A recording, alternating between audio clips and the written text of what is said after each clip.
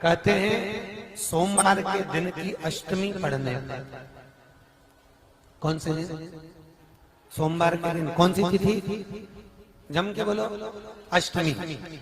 सोमवार के दिन अगर अष्टमी तिथि पड़े और उस दिन अगर 5 बेलपत्र भगवान शिव को समर्पित कर दी जाए तो व्यक्ति जो सोचकर जिस कामना से जिस मनवांछित फल के लिए बेलपत्र चढ़ाता है उसकी वो कामना मात्र 3 महीने में पूरी हो जाती है।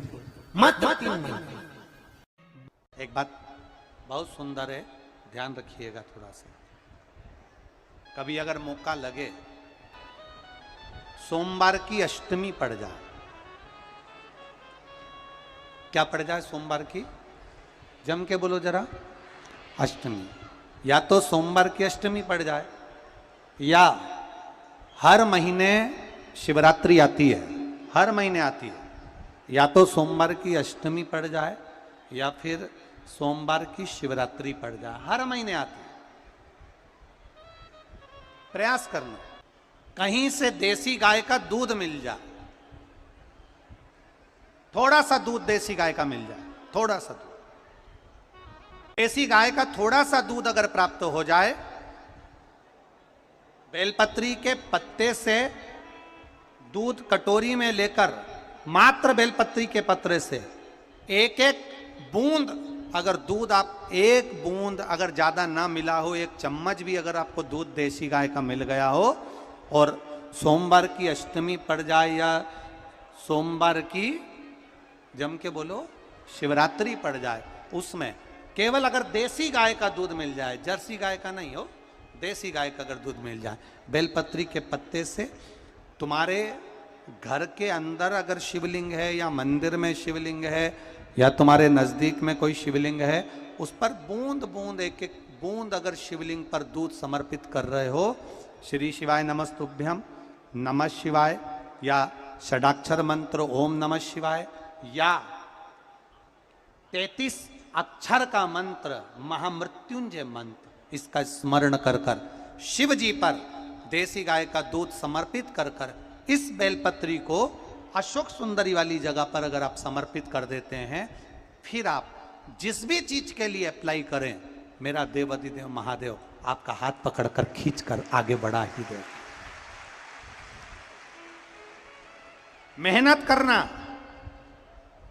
कर्म पूरा करना, पढ़ाई अच्छी करना, और पढ़ाई के साथ में विद्या अध्ययन करने के साथ में अच्छी मेहनत के साथ में देसी गाय का दूध भगवान शंकर को समर्पित करना, भगवान शंकर को समर्पित करना, देसी गाय का दूध धीरे धीरे धीरे धीरे समर्पित करना, भावों के साथ आप समर्पित करें। देसी गाय का दूध एक एक बूंद समर्पित करिए, धीरे धीरे समर्पित करो। और देसी गाय का दूध जब धीरे धीरे समर्पित करें, बड़े रास्ते से, आनंद से धीरे धीरे जब आप समर्पित करेंगे, बेलपत्री वही दूध में सनी हुई बेलपत्र अशोक सुंदरी वाली जगह पर, उस समय पर डंडी का भाग शिवलिंग की ओर नहीं होना चाहिए, उस समय पर डंडी का भाग जहाँ से पानी बहकर जाता है अशोक सुंदरी की ओर से, वहाँ पर होना चाहिए। कार्य में सफलता मिलती ही है। शिव तत्व को धारण करें। सोमवार की अष्टमी का मतलब आपको इंदौर की कथा में बताया था, जिस दिन शंकर और पार्वती के मिलन का दिवस हो, और केवल एक माता पार्वती के अकेले मिलन का नहीं, 64 योगनिया तक भगवान शंकर से मिलने के लिए आती है। पीला चंदन लगा लेना। कितना लगाना है? बीच वाला जो पत्ता है उस पर पीला चंदन। जब आपको लगे कि मेरा जीवन बहुत कष्टमय है, अब ये रोग, अब ये कष्ट दूर ही नहीं हो रहा, अब ये आए दिन तकलीफ पर तकलीफ बढ़ती जा रही है, आए दिन रोग, बीमारी, पैसा घर में बच नहीं रहा, बहुत कष्टमय जीवन है, इसमें लगाओ पीला चंदन बेलपत्री की बीज पत्ती पर। महाराज, और बीज पत्ती पर जब चंदन लग जाए, लगने के बाद में ये दोनों पत्ती पर लाल चंदन लगा लीजिए। इन दोनों पत्ती के बीच में जो डंडी का भाग होता है, आपको कहा था, आपको स्मरण में होगा शायद, हमने जब बेलपत्री की महत्वता बताई थी तो उस बेलपत्री की महत्वता में कहा था ब्रह्मा विष्णु महेश ये 3 हैं, बोला था। बीच में ये बड़ी पत्ती से लेकर जो 2 पत्तियां होती हैं, इनके बीच में जो जगह बचती है, इसमें मां पार्वती के 64 योगनियां, मां पार्वती अपनी पूर्ण सिद्धि के साथ में जितनी भी देवी के स्वरूप हैं, वो माता 64 योगनियां देवी के स्वरूप में यहां पर विराजमान होती हैं। 2 पत्ती के नीचे से जो डंडी होती है नीचे तक, ये पूरी डंडी में 33 कोटि देवी देवताओं विराजमान होते हैं इस पूरी डंडी के अंदर।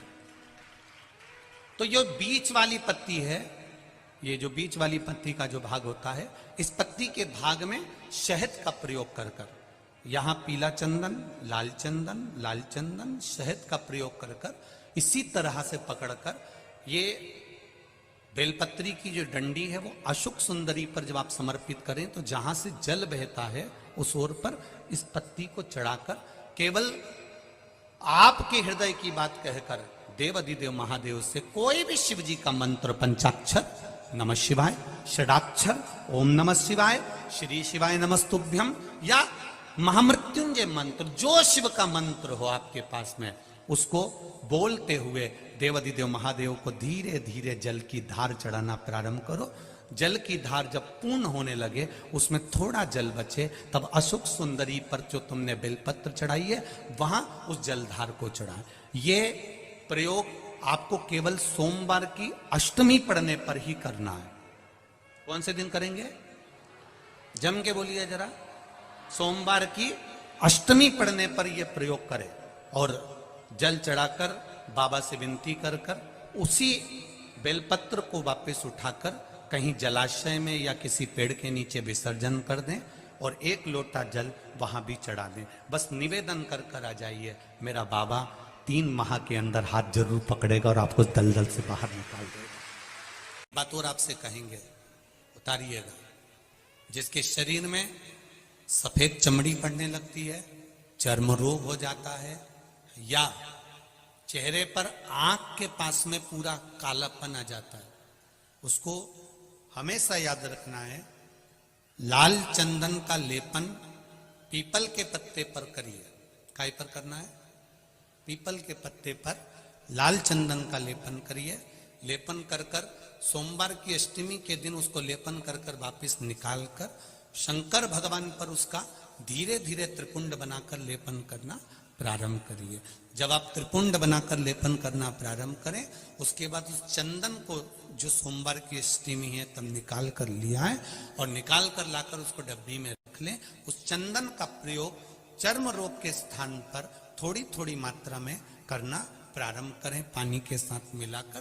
परंतु उस चंदन को केवल 6 से 7 दिन में प्रयोग करिएगा, ज्यादा नहीं।